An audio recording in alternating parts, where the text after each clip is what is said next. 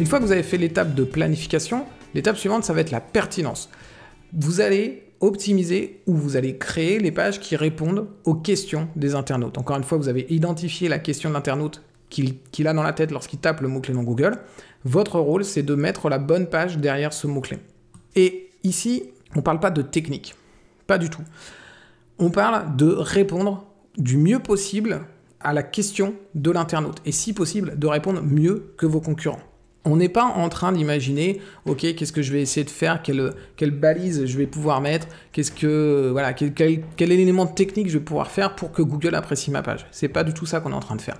Quand le client n'est pas dans votre tête, quand vous faites du référencement naturel, quand il ne rentre pas dans l'équation, c'est que vous êtes en train de faire de mauvaises choses en référencement naturel et vous allez aller droit dans le mur. Si vous voulez faire un bon référencement naturel, vous devez toujours vous focaliser sur votre client. Et du coup, faire de la technique, c'est pas se focaliser sur son client. Donc, encore une fois, faire une page bonne en référencement, c'est travailler la pertinence de votre page pour qu'elle réponde du mieux possible à la question de l'internaute. Je vous donne un exemple avec une catégorie. On va se poser la question, est-ce que j'ai assez de références pour répondre à la question de l'internaute? L'internaute qui va taper un mot-clé, du genre, je sais pas moi, bijoux fantasy par exemple, est-ce que le nombre de références permet de bien répondre à sa question? Il y a des chances que oui, dans la mesure où s'il tape bijoux fantasy, il a encore besoin de le choisir. Donc, il va falloir qu'il choisisse, c'est possible que le nombre de références soit un critère qui soit important pour aider à répondre à sa question. Est-ce qu'il y a des filtres? Parce que si j'ai beaucoup de références, eh bien, il va sans doute falloir que je puisse filtrer. Filtrer par couleur, filtrer par type de bijoux, des bagues, des colliers, des bracelets, des boucles d'oreilles, etc. Est-ce que les photos sont jolies? Est-ce que j'ai des photos qui mettent bien en valeur mes produits? Est-ce que mes produits sont bien classés? Est-ce que quand j'arrive sur ma page de bijoux fantasy, est-ce que j'ai pas d'autres produits qui devraient absolument pas être ici? Est-ce que j'ai une gamme suffisamment large en termes de prix? Est-ce que mes concurrents proposent des produits qui sont très peu chers jusqu'à très chers? Et est-ce que moi, je rentre dans cette gamme de prix? Ou est-ce que moi, je suis que dans le très cher? Ou est-ce que je suis que dans le vraiment pas cher? Et du coup, est-ce que ça répond bien à la question de l'internaute? Je vous donne un exemple sur mon écran avec le mot-clé chaise de cuisine. Là, c'est une recherche que j'ai faite sur Google. Et donc, alors évidemment, on a la partie Google Shopping qu'on va passer, mais on voit que un des premiers sites qui apparaît, c'est But. C'est un site de référence, ultra calé, ultra réputé dans le meuble, qui est ultra connu, etc. Donc, il a une grosse popularité et c'est ce qu'on verra après. Évidemment, ça l'aide beaucoup. On voit aussi qu'on a Conforama, on voit aussi qu'on a Cdiscount, donc on a des très gros sites qui apparaissent sur cette requête. Et pourtant, on a un site qui est beaucoup plus petit ici, qui est le site 4 pieds, et ce site apparaît très bien.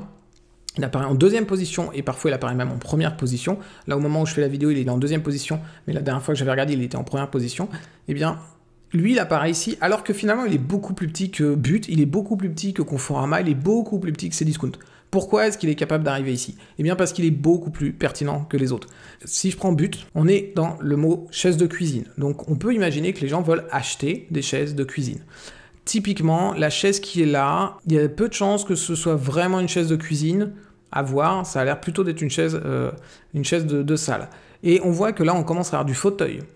On voit des chaises avec des pieds qui sont parfois plutôt larges. Et si on continue de descendre, on va voir, voilà, là on a du fauteuil. Donc on a des chaises qui n'ont rien à faire ici en fait. C'est pas des chaises qui sont magnifiques. Et en fait, le problème se pose sur les autres sites, sur Conforama, etc. Si on va sur 4 pieds, là, on a bel et bien des chaises de cuisine. Ce sont des chaises de cuisine. C'est pas des chaises avec une espèce de velours dessus, c'est pas des chaises avec des accoudoirs. Ce sont des chaises de cuisine. Et ça répond vraiment à la question de l'internaute. Ça paraît bête, hein, comme ça, mais en fait, là, ce que fait But, c'est qu'il nous propose une chaise qui n'est absolument pas une chaise de cuisine. On va pas avoir ça dans sa cuisine, a priori, il y a peu de chance. On va encore moins avoir une espèce de fauteuil design en tissu gris foncé. Un fauteuil en tissu dans une cuisine, a priori, c'est pas là. La cuisine, c'est fait pour justement cuisiner. Il peut y avoir des éclaboussures, il peut y avoir des enfants qui mangent. On va pas mettre un fauteuil en tissu. La plupart des chaises qui sont là ne sont pas des chaises de cuisine. Donc, But va pas réussir à bien se positionner. Et d'ailleurs, il y a chaise, fauteuil, de table. Donc, on n'est pas vraiment dans la cuisine ici. Là, on est clairement dans les chaises de cuisine. Donc simplement faire la bonne page qui répond bien à la question de l'internaute, ça peut vous permettre d'aller concurrencer des très gros sites comme But, comme Conforama, etc.